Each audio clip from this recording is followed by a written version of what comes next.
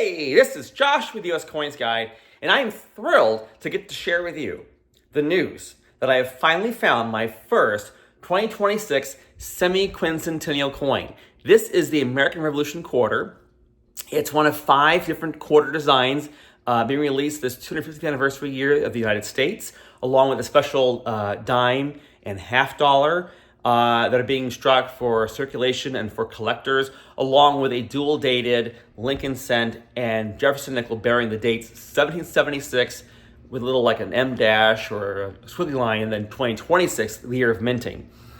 Now, I have a lot of questions. First of all, why did it take me almost 7 months to find this first semi-quincentennial coin? It's apt that I found it around the time of July 4th weekend, which will actually be this weekend coming up.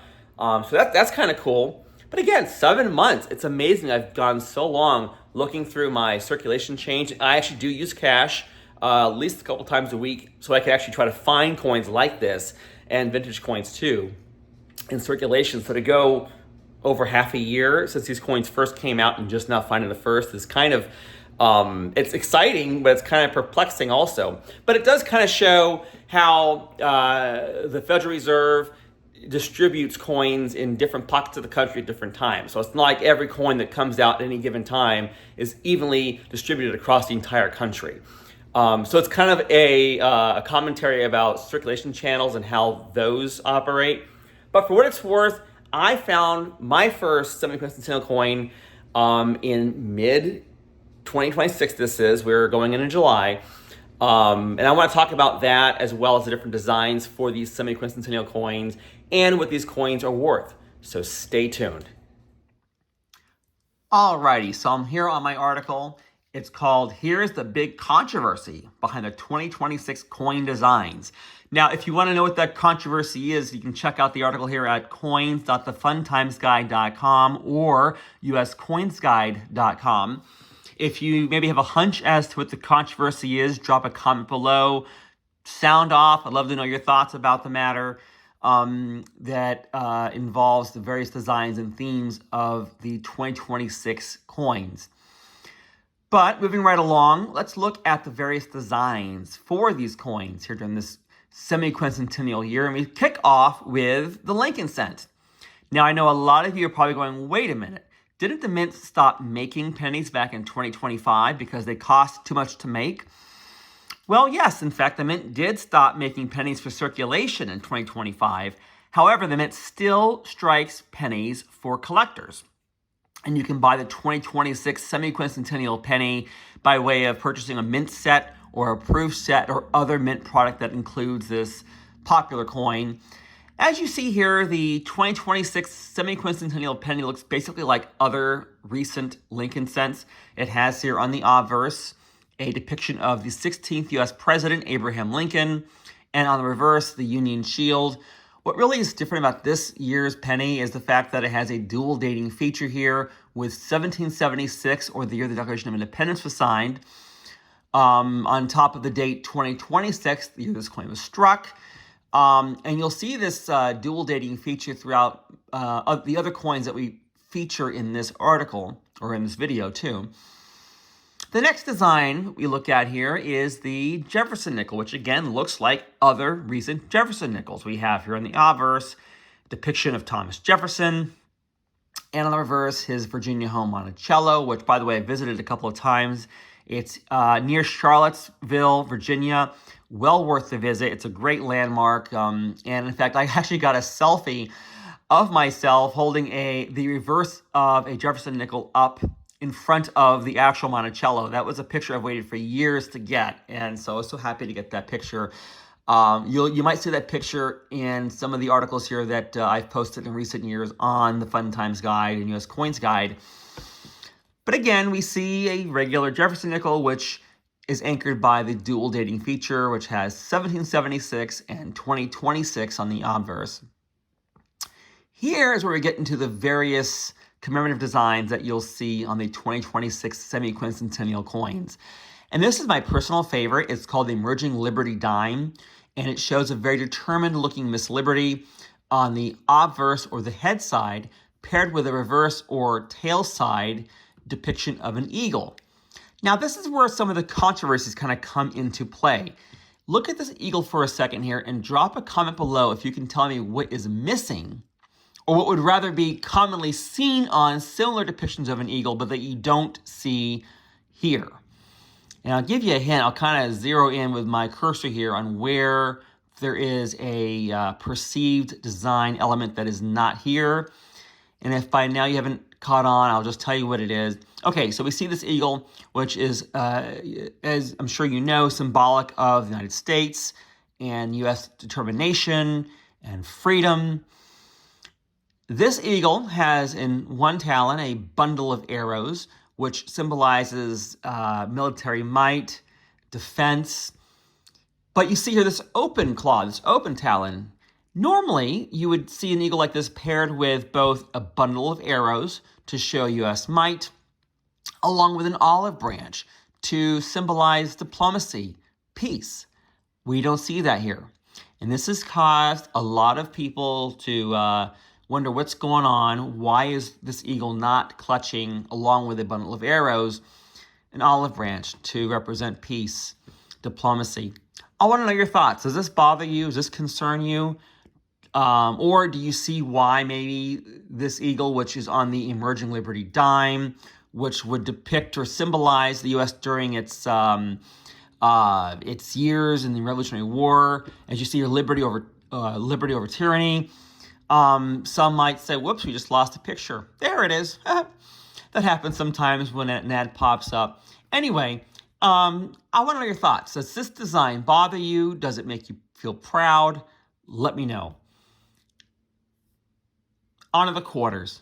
And there are 5 different quarters that are being struck during this semi-quincentennial year. And the first of these 5 is the Mayflower Compact quarter, which on the obverse shows 2 pilgrims who would have sailed abroad from England aboard the Mayflower, which is a famous sailing ship that brought over the pilgrims back in 1620.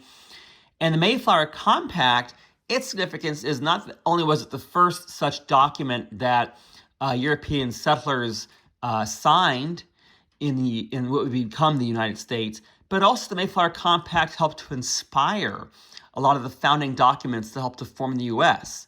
So this is a very important, not only was it an important period for the United States, or back in those days, the colonial era, but it also speaks to a greater significance about the American culture and American spirit, about the seeking of freedom, of liberty. And that's what the pilgrims were doing when they came abroad from England to seek religious freedom here in what would become, later become the United States. The second quarter, the one that I showed you earlier in this video, the first coin that I found for the semi-quincentennial year in 2026 is the Revolutionary War quarter. And on the obverse is President George Washington. But actually, before he became president, Washington was a highly decorated Revolutionary War general. And that is one reason why he's paired here on this quarter with the theme of the Revolutionary War. The reverse shows a Revolutionary War soldier looking with determination and fortitude, not just gazing abroad the horizon, but the word liberty right in front of his gaze. Very symbolic depiction here, you might say, of the soldier looking toward liberty, toward freedom, and justifying the cause of why we fought for our independence, not just before the Declaration of Independence was signed in 1776, but even after we established independence and started to fight for our freedom. On the third quarter here, the Declaration of Independence quarter, we see here Thomas Jefferson once again. On the obverse, he was an important author and advocate for the Declaration of Independence. And on the reverse is the Liberty Bell. Now, those who, like myself, have visited Philadelphia know that this is about as iconic to Philadelphia as it is the United States.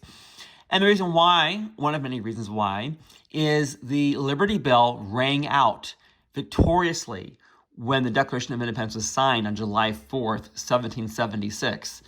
And that is more than enough reason why the Liberty Bell is included here on this particular coin.